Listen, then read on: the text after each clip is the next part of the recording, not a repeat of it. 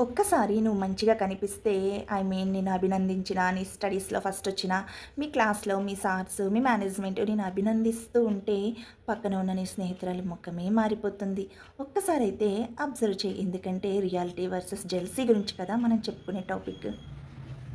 ఇక్కడ విషయం ఏమిటంటే తను నీ స్నేహితురాలు. కానీ నిన్ను చూసి ఓర్వలేని ఆమె కళ్ళు.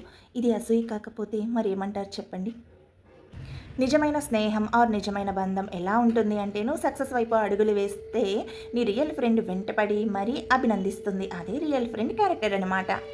నీ విజయాన్ని చూసి అసూయపడేవాళ్ళు అసలు ఫ్రెండ్సే కాదనమాట. కాంపిటీటర్గా యాక్టింగ్ చేసే ప్యాకేజీ స్టార్స్ అనమాట.